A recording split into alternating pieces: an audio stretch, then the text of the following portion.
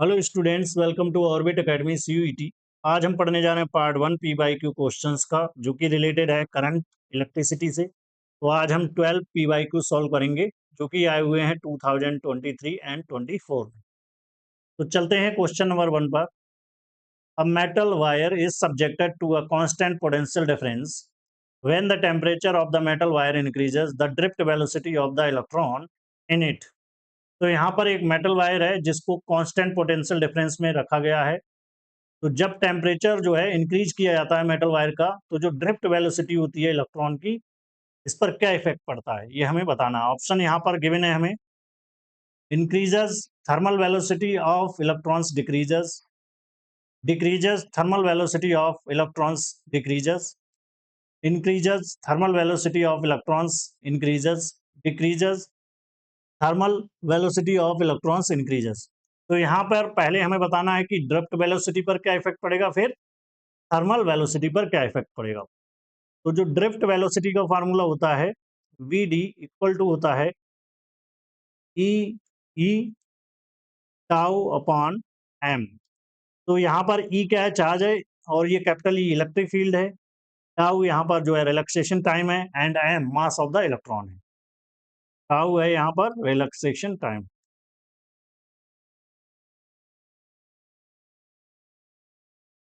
तो जैसे ही हम टेम्परेचर को इंक्रीज करते हैं, यहाँ पर अगर हमने टेम्परेचर को इंक्रीज किया, तो जो नंबर ऑफ वाइब्रेशंस हैं ये जो है इंक्रीज कर जाएंगी। तो अगर वाइब्रेशंस इंक्रीज करेंगे यहाँ पर, तो जो नंबर ऑफ कोलिजन्स हैं ये भी जो है इंक्रीज कर जाते हैं, और कोलिजन जो है वेरी फास्ट होने लगते हैं।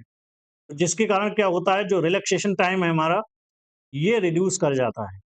और रिलैक्सेशन टाइम अगर रिड्यूस करेगा, तो जो ड्रिफ्ट वेलोसिटी है ये भी डिक्रीज कर जाएगी। तो यहाँ पर जो क्या होता है, जो ड्रिफ्ट वेलोसिटी है ये डिक्रीज कर जाती है। जो थर्मल वेलोसिटी होती है ये जो है डायरेक्टली प्रोपोर्शनल होती है टेम्परेचर के रूट के। तो यहाँ पर क्या होगा, जैसे ही टेम्परेचर इंक्रीज करेंगे, तो यहाँ पर जो थर्मल वेलोसिटी है ये भी इंक्रीज कर जाएगी। तो यहाँ पर हमारा जो ऑप्शन है ई करेक्ट हो जाएगा। जो ड्रिफ्ट वेलोसिटी है डिक्रीज होगी, और यहाँ पर जो थर्मल वेलोसिटी है ये इंक्रीज कर जाएगी इलेक्ट्रॉन्स की। तो इसको हमें याद रखना है। तो इसको हम लिख लेते हैं यहाँ पर, as temperature increases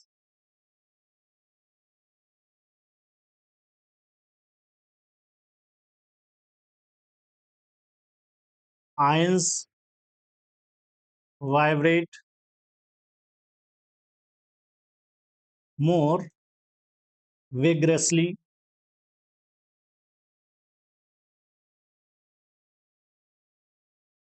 leading to more frequent collisions।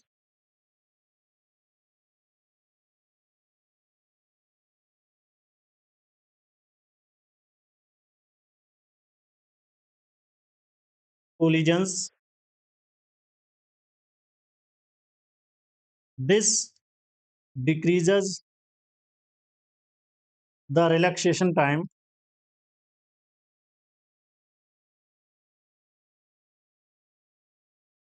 tau। Due to this,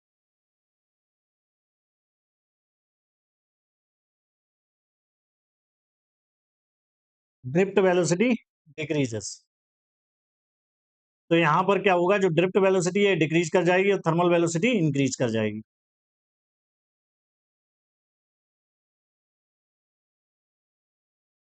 चलते हैं क्वेश्चन नंबर सेकंड पर। और चलते हैं क्वेश्चन नंबर सेकंड पर। For the given mixed combination of resistors calculate the total resistance between points A and B. तो यहाँ पर हमें टोटल रेजिस्टेंस कैलकुलेट करना है पॉइंट और ए एंड बी के बीच में। तो यहाँ पर ऑप्शन गिवन हमें 9 ओम, 18 ओम, 4 ओम एंड 14 ओम। तो यहाँ पर ए और बी के बीच में हमें कैलकुलेट करना है। तो यहाँ पर हम देखेंगे, ये जो 4 ओम का रेजिस्टेंस है और इधर ये 4 ओम का रेजिस्टेंस है, तो ये दोनों किस में है, सीरीज में है।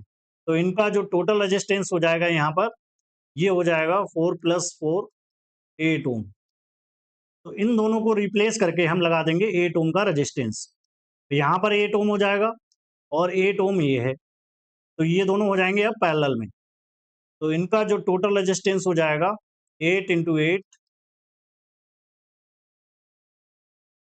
64 डिवाइडेड बाई 16, तो यहाँ से मिल जाएगा 4 ओम का रेजिस्टेंस। तो आर प्राइम मिल जाएगा हमें 4 ओम। तो यहाँ पर इस सर्किट की जगह पे हम लगाएंगे 4 ओम का रेजिस्टेंस। तो ये सर्किट हमारा बन जाएगा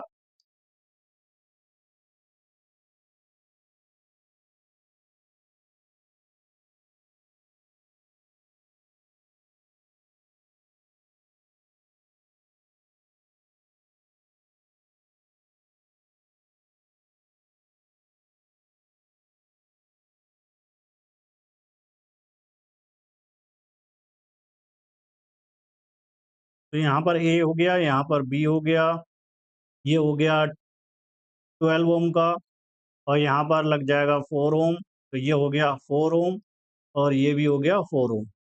तो यहाँ पर देखेंगे हम, ये 4 ओम का रेजिस्टेंस, ये वाला और ये तीनों आपस में हो जाएंगे सीरीज में। तो इनका जो टोटल रेजिस्टेंस हो जाएगा R1 मान लेते हैं यहाँ पर 4 प्लस 4 प्लस 4, तो ये हो जाएगा 12 ओम। ओके, अब इनको रिप्लेस करके हम 12 ओम का रेजिस्टेंस यहाँ पर लगा देंगे और 12 ओम का ये वाला रेजिस्टेंस हो गया। तो ये दोनों आपस में हो जाएंगे पैरेलल में। तो यहाँ पर मिल जाएगा, इसको हम नेक्स्ट पेज पे लिखते हैं, R2 हमें मिल जाएगा 12 इंटू 12, 12 प्लस 12,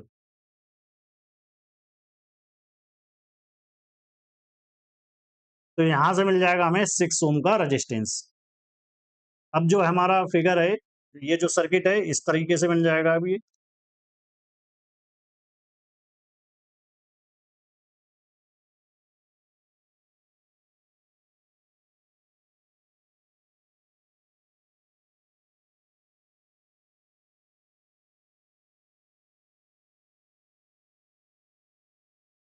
तो यहाँ पर 6 ओम का रेजिस्टेंस है,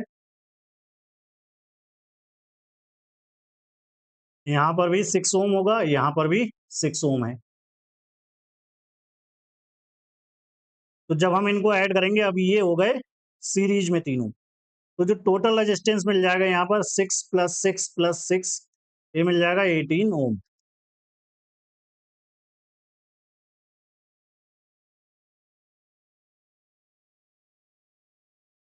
तो ऑप्शन यहाँ पर हमारा बी करेक्ट हो जाएगा।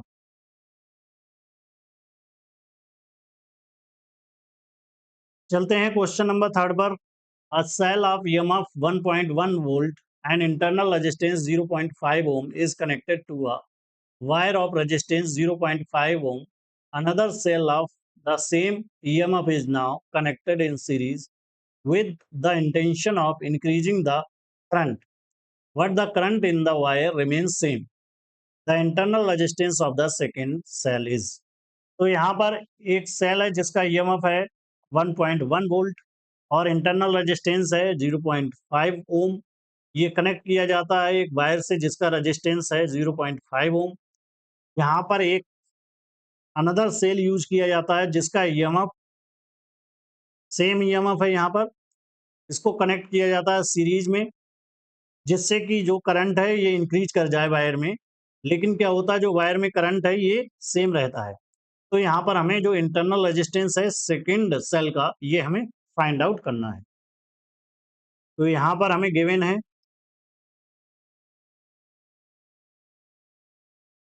EMF of first cell 1.1 volt and resistance R1 equal to 0.5 ohm. Wire का रेजिस्टेंस हमें गिवन है 0.5 ओम, और जो E2 है यानी जो सेकंड सेल का ईएमएफ है ये भी कितना है 1.1 वोल्ट। हमें यहाँ पर R2 फाइंड आउट करना है। तो सबसे पहले हम यहाँ पर निकालेंगे I1, जब हमने सेकंड सेल को कनेक्ट नहीं किया है। यहाँ पर EMF of first cell R plus R1, तो ये हमें मिल जाएगा 1.1 0.5 प्लस 0.5, तो ये मिल जाएगा 1.0 यानी 1.1 एम्पियर। तो I इसको I1 मान लेते हैं। I1 इक्वल टू हमें गिवन है यहाँ पर 1.1 एम्पियर मिल गई है ये। अब हमें जो है सेकंड सेल को भी कनेक्ट करना है सीरीज में। तो यहाँ पर जो I2 होगी ये हो जाएगी EMF of first cell, EMF of second cell and R1 plus R2 plus R। तो यहाँ पर जो I1 और I2 दोनों सेम हैं, तो यहाँ पर हमें मिल जाएगा 1.1 equal to 1.1 plus 1.1 0.5 plus R2 और 0.5। तो इसको हम सॉल्व करेंगे तो यहाँ पर हमें मिल जाएगा 1.1 इक्वल टू 2.2 डिवाइडेड बाई, ये ऐड होकर हो जाएगा 1 R2। तो इसको हमें सॉल्व करना है, इसको हम डिवाइड कर सकते हैं। तो यहाँ पर हमें मिल जाएगा, कैंसिल आउट करेंगे 2, तो 1 प्लस R2 इक्वल टू मिल जाएगा 2। तो R2 इक्वल टू हो जाएगा 2 माइनस 1 ओम मिल जाएगा यहाँ पर। तो ऑप्शन हमारा ए करेक्ट हो जाएगा यहाँ पर।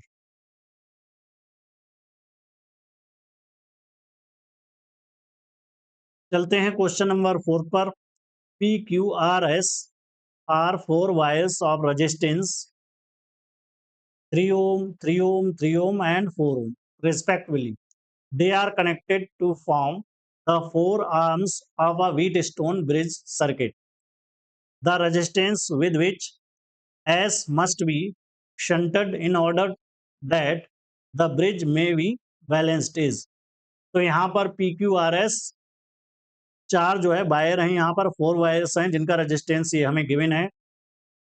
इनको कनेक्ट किया जाता है 4 आर्म्स में व्हीटस्टोन ब्रिज की। तो यहाँ पर जो रेजिस्टेंस है एस, इसको जो है शंट किया जाता है जिससे कि ब्रिज हमारा जो है बैलेंस्ड हो जाए। तो यहाँ पर जो व्हीटस्टोन ब्रिज की जो कंडीशन होती है फॉर बैलेंस कंडीशन, तो ये होता है पी क्यू आर एस। तो एस यहाँ पर इक्विवेलेंट मान लेते हैं हम। तो पी क्यू यहाँ पर गिवन है, आर भी गिवन है, तो ये हो गया 3 डिवाइडेड बाई 3 और ये हो गया 3। एस इक्विवेलेंट हमें फाइंड आउट करना है। तो यहाँ पर एस इक्विवेलेंट हमें मिल गया 3 ओम।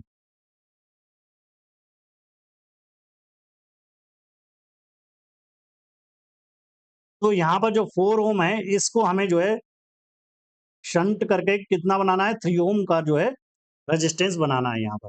तो यहाँ पर हम इसके पैरेलल में कनेक्ट कर देंगे एक रेजिस्टेंस। तो to turn a 4 ohm resistors into 3 ohm, we shunt it with X। तो यहाँ पर X ओम का रेजिस्टेंस हम इसके पैरेलल में कनेक्ट कर देंगे S के। तो यहाँ पर हमें मिल जाएगा 3 ओम का। तो 4 इंटू एक्स, इसको X मान लेते हैं हम, और 4 प्लस एक्स इक्वल टू मिल जाएगा 3। तो यहाँ पर इसको सॉल्व करेंगे तो 4x इक्वल टू हो जाएगा 12 प्लस 3x। तो यहाँ पर 4x minus 3x equal to 12। तो यहाँ से x इक्वल टू मिल जाएगा 12 ओम। तो हमारा जो ऑप्शन करेक्ट हो जाएगा बी हो जाएगा।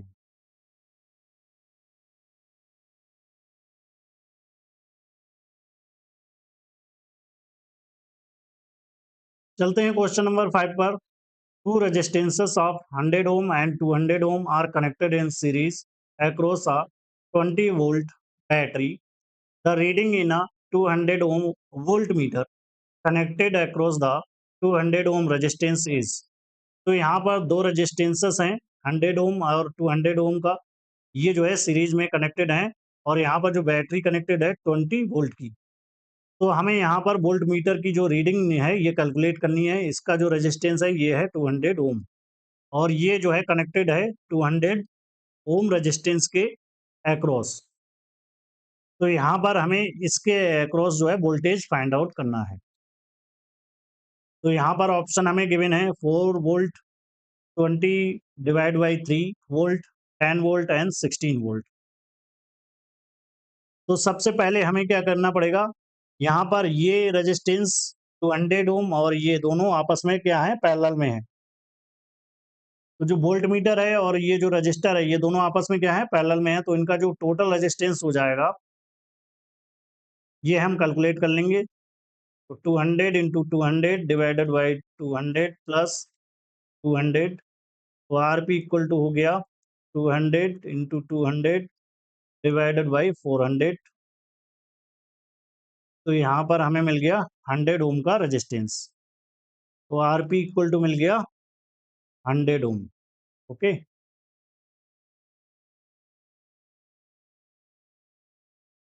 तो यहाँ पर 100 ओम का हो गया और यहाँ पर भी 100 ओम का हो गया। तो क्या होगा, यहाँ पर सीरीज में 10 वो जो 20 वोल्टेज यहाँ पर है टोटल, तो 10 वोल्ट यहाँ पर जो है खर्च हो जाएगा और 10 वोल्ट यहाँ पर हो जाएगा। तो हमारा जो आंसर हो जाएगा, ये हो जाएगा 10 वोल्ट। तो जैसे इसको अगर हम कैलकुलेट करके निकालें, तो पहले हमें करंट निकालना पड़ेगा। तो करंट हो जाएगा यहाँ पर 20 डिवाइडेड बाई 200 ओम, तो 1/10 मिल जाएगा यहाँ पर करंट एम्पियर में। हमें वोल्टेज निकालना है अक्रॉस दिस रेजिस्टेंस। तो यहाँ पर V2 इक्वल टू हो जाएगा 1/10 इंटू 100 ओम, क्योंकि यहाँ पर टोटल रेजिस्टेंस अब कितना है, 100 ओम है। तो ये आ जाएगा 10 वोल्ट। तो इसके अक्रॉस भी जो है 10 वोल्ट मिलेगा, इसके अक्रॉस भी हमें 10 वोल्ट मिलेगा।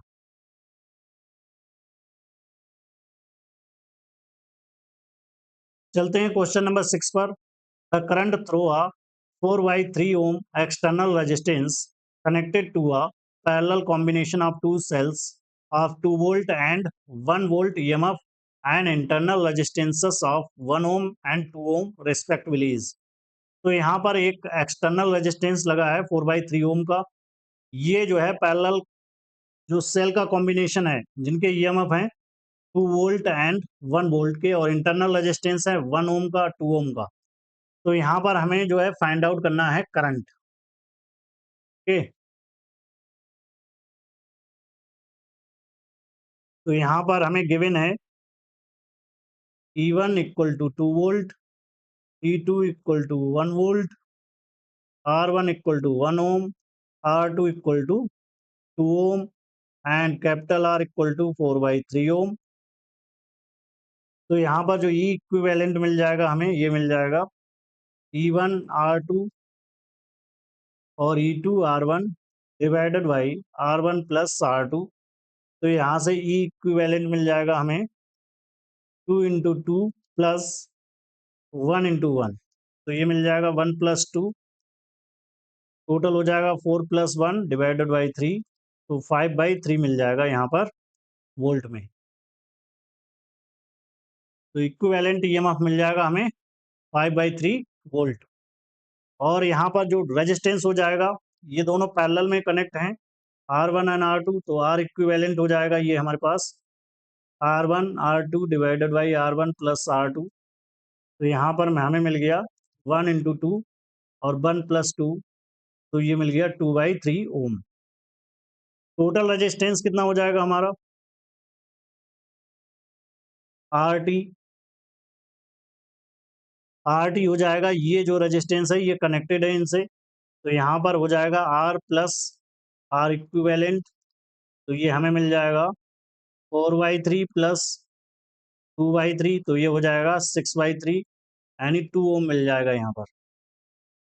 ओके,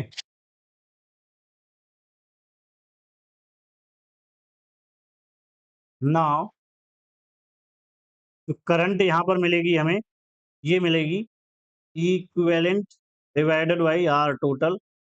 तो इक्विवेलेंट है हमारे पास 5/3 वोल्ट और डिवाइडेड बाई 2 ओम। तो 5/6 एम्पियर मिल जाएगी करंट यहाँ पर हमें। तो ऑप्शन हमारा हो जाएगा यहाँ पर D correct.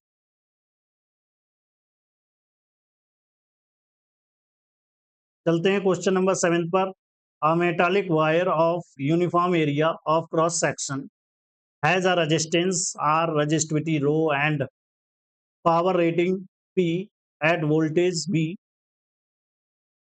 The wire is uniformly stretched to reduce the radius to half the original radius, and the values of resistance, resistivity, and power rating at V volt are now denoted by R prime, rho prime, and P prime respectively. Corresponding values are correctly related as। तो यहाँ पर एक metallic wire है uniform cross section area का, जिसका resistance R है, resistivity रो है and power rating P है, वोल्टेज बी पर। वायर को हमने क्या किया, स्ट्रेच कर दिया और इसकी जो रेडियस है ये हाफ हो जाती है ओरिजिनल रेडियस की। तो यहाँ पर जो रेजिस्टेंस है, रेजिस्टिविटी है और पावर है, इनकी वैल्यूज हो जाती हैं R prime, rho prime and P prime respectively.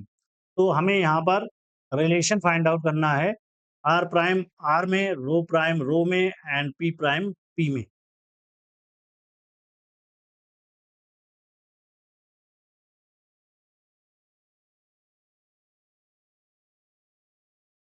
तो जो रजिस्टिविटी होती है ये जो है प्रॉपर्टी होती है मटेरियल की, तो इस पर जो है कोई इफेक्ट नहीं पड़ता है। तो रो प्राइम इक्वल टू हो जाएगा रो, तो इसमें कोई भी चेंजेस नहीं होंगे।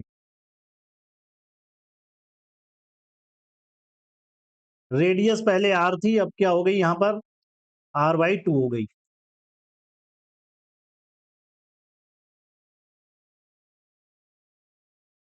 तो यहाँ पर जो क्रॉस सेक्शनल एरिया है ये पहले था पाई आर स्क्वायर, अब हो जाएगा ये A prime pi R square divided by 4।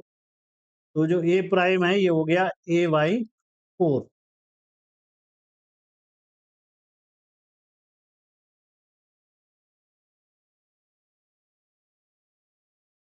तो जो लेंथ होती है इसमें भी इंक्रीमेंट होगा।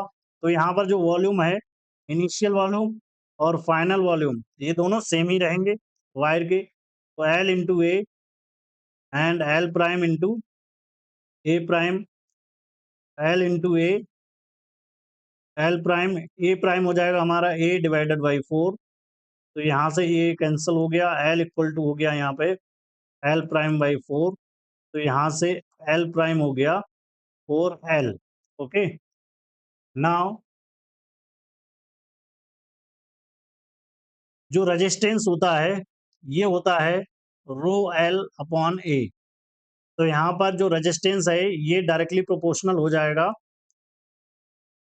एल अपॉन ए की। ओके, तो अगर यहाँ से हम आर प्राइम लिखेंगे तो ये हो जाएगा रो एल प्राइम और ए प्राइम। तो आर प्राइम की अगर यहाँ से वैल्यू निकालेंगे तो रो, यहाँ पर रो प्राइम लिख लेते हैं, तो रो प्राइम तो रो ही रहेगा, एल प्राइम हो जाएगा 4L और ए प्राइम हो जाएगा, ये हो जाएगा ए डिवाइडेड बाई 4।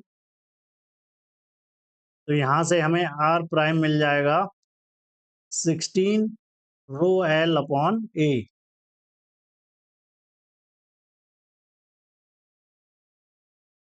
तो इसको हम लिख सकते हैं 16 आर। नाउ हमें अब जो है पावर निकालनी है, तो पावर पी इक्वल टू होता है वी स्क्वायर अपॉन आर। ऐसे ही हम जो है पी प्राइम निकालेंगे तो ये हो जाएगा V square upon R prime. V square upon R prime हमें यहाँ पर गिवन है 16 आर, तो ये हो जाएगा पी अपॉन 16। तो यहाँ पर हमें रिलेशन मिल गया rho prime equal to rho, R prime equal to 16 R and P prime equal to P upon 16। तो ऑप्शन यहाँ पर हमारा करेक्ट हो जाएगा सी। सी ऑप्शन यहाँ पर हमारा करेक्ट हो जाएगा। चलते हैं क्वेश्चन नंबर 8 पर। Two infinitely long straight parallel conductors carrying current I1 and I2 are held at a distance d apart in vacuum. The force F on length L of one of the conductor Q2, the other is। तो यहाँ पर two infinitely long straight wire हैं जो कि जो है current carrying कर रहे हैं I1 एंड I2, और जो है डिस्टेंस इनके बीच की है ये है D। वैक्यूम में रखे हुए हैं, तो इनमें जो फोर्स है ये हमें कैलकुलेट करना है लेंथ L पर कंडक्टर 1 के द्वारा कंडक्टर 2 पर। तो यहाँ पर ये हो जाएगा, ऑप्शन हमें गिवन है proportional to L but independent of I1 into I2, proportional to I1 and I2 but independent of L, proportional to I1 I2 into L, proportional to L divided by I1 and I2। तो यहाँ पर जो force लगता है wire पर ये होता है mu naught upon 2 pi I1 I2 divided by D और इंटू L। तो यहाँ पर जो F होगा ये प्रोपोर्शनल हो जाएगा I1 I2 इंटू L के। तो यहाँ पर ऑप्शन हमारा सी करेक्ट हो जाएगा।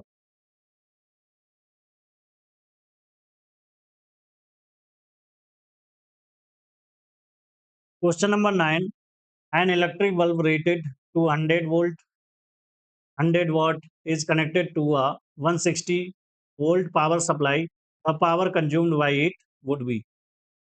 तो यहाँ पर इलेक्ट्रिक बल्ब है जिसमें रेटिंग गिवन है हमें 200 वोल्ट की एंड 100 वॉट की।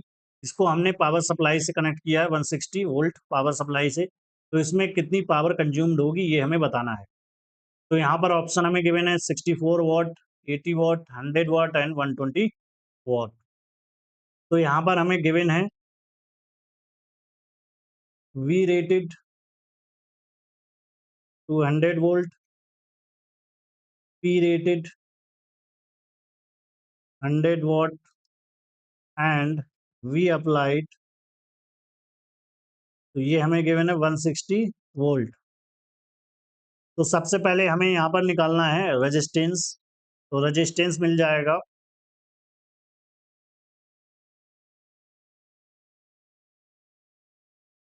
P इक्वल टू रिलेशन होता है V स्क्वायर अपॉन R। तो यहाँ से R मिल जाएगा हमें V रेटेड का square divided by P rated. तो यहाँ से हमें मिल जाएगा 200 का square divided by 100 what, 200 into 200 divided by 100, तो हमें मिल गया 400 ओम। ओके, नाउ जो एक्चुअल पावर कंज्यूम्ड होगी ये हमें कैलकुलेट करना है P एक्चुअल। तो ये हमें मिल जाएगी V अप्लाइड का स्क्वायर डिवाइडेड बाई R। तो ये है 160 इंटू 160 डिवाइडेड बाई 400।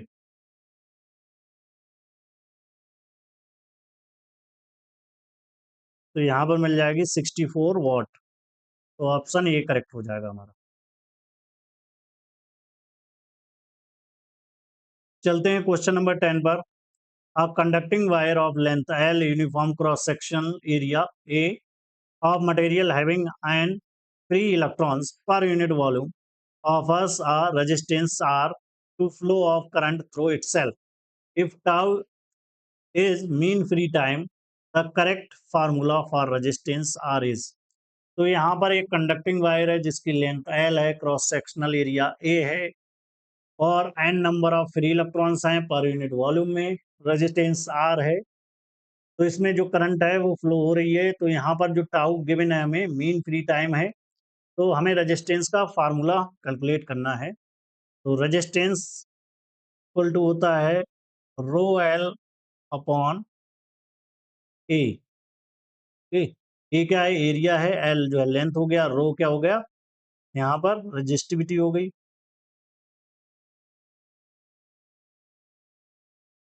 तो जो कंडक्टिविटी का फार्मूला होता है ये होता है N E square tau upon M, और कंडक्टिविटी और रेजिस्टिविटी में जो रिलेशन होता है वो ये होता है। तो रो में यहाँ से हमें मिल जाएगा M upon N E square tau. Okay, तो ये वैल्यू यहाँ पर हम पुट कर देंगे तो हमें मिल जाएगा M L N E square tau A. तो यहाँ पर ऑप्शन हमें मैच करना है, कौन सा करेक्ट होगा, ml n e square tau A. तो ऑप्शन हमारा जो है यहाँ पर ए करेक्ट हो जाएगा।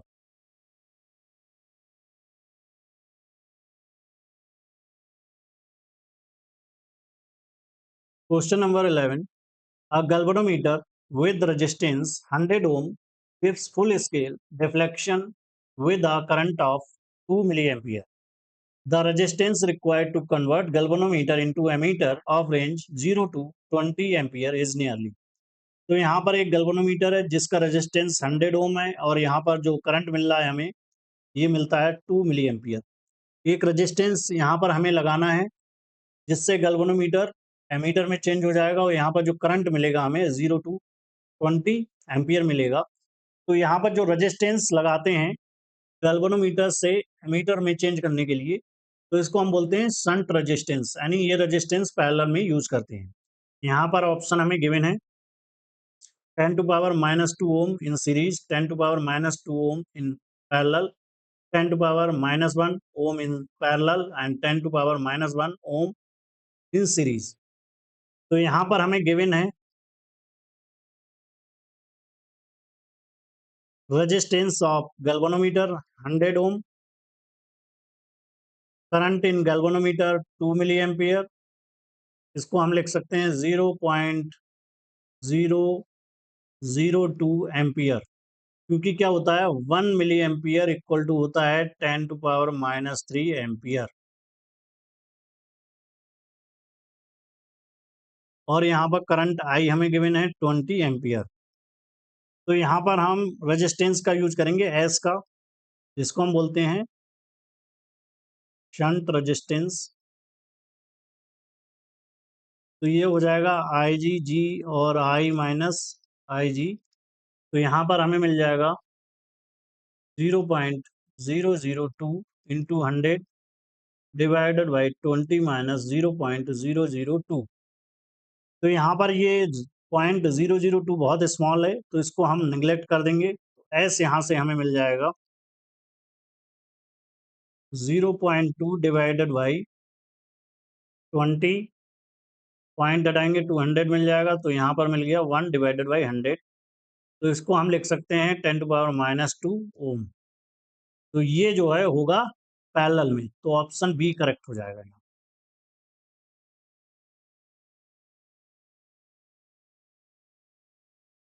Question number 12, for the given equation of charge q equal to 3t square plus 6t where q is in coulomb and t is time in second and the initial value of current is। तो यहाँ पर हमें जो है charge की equation given है, यहाँ पर q जो है कूलम में है और t जो है सेकंड में है। तो यहाँ पर इनिशियल वैल्यू ऑफ करंट हमें फाइंड आउट करनी है। ऑप्शन गिवन है हमें 0 ampere, 2 ampere, 6 ampere and 9 ampere. तो q इक्वल टू गिवन है यहाँ पर 3t square plus 6t। Now जो करंट होता है ये होता है dq अपॉन dt। तो यहाँ पर हमें मिल जाएगा, इसका डिफरेंशिएशन करेंगे हम, तो 6t प्लस 6। तो इनिशियल वैल्यू आप करंट निकालनी है तो एट t इक्वल टू 0 पर जो आई मिल जाएगी हमें, ये मिलेगी 6 एम्पियर। तो ऑप्शन हमारा सी करेक्ट हो जाएगा।